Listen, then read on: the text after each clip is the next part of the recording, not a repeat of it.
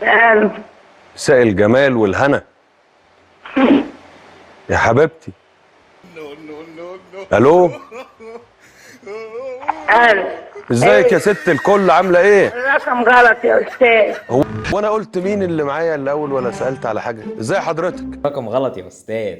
المكالمه اللي ما كملتش 5 ثواني دي اللي محمد رمضان ما لحقش حتى يقول هو بيكلم مين ولا بيعمل ايه. للي ما يعرفش، محمد رمضان عامل برنامج في رمضان اسمه مدفع رمضان، بيكسب الناس فلوس، والبرنامج فيه كذا فقره، واخر فقره فيهم بيكلم رقم عشوائي يكسب صاحب الرقم 200,000 جنيه. الست اللي كانت في المكالمه دي يعني سيئه الحظ جدا، لان هي ما ادتش نفسها فرصه انها تسمع. الراجل ما لحقش يقول اي حاجه، وقامت جايه هبداء الرقم غلط يا استاذ، وقفلت السكه واتصلوا بيها تاني، قفلت السكه في وشهم ما بتردش عليهم. بالجمله دي الست دي ضيعت منها 200,000 جنيه، 200,000 جنيه من الهوا. فكرتني بحديث لرسول الله عليه الصلاه والسلام بيقول عن ابي العباس عبد الله بن عباس رضي الله عنهما قال: كنت خلف النبي صلى الله عليه وسلم يوما فقال: يا غلام إني أعلمك كلمات، احفظ الله يحفظك، احفظ الله تجده تجاهك، إذا سألت فاسأل الله، وإذا استعنت فاستعن بالله، واعلم أن الأمة لو اجتمعت على أن ينفعوك بشيء لم ينفعوك إلا بشيء قد كتبه الله لك، وإن اجتمعوا على أن يضروك بشيء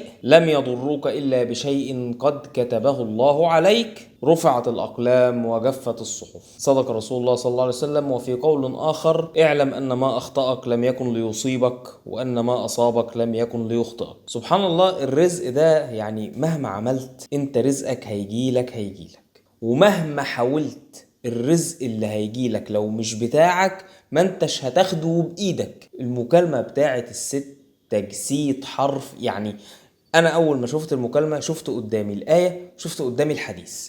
المكالمة هي الآية والحديث، إن الست جايلها لحد باب البيت 200,000 جنيه من الهوا. مكالمة تليفون ب200,000 جنيه، قبل السكة في وشه. رفضت 200,000 لأنه مش رزقها. ال200,000 جنيه دول مش رزقها، فمهما يعني لو الأرض اجتمعت على إنها تاخد ال200,000 جنيه مش هتاخدهم. سبحان الله، يعني فعلا رزقك جايلك.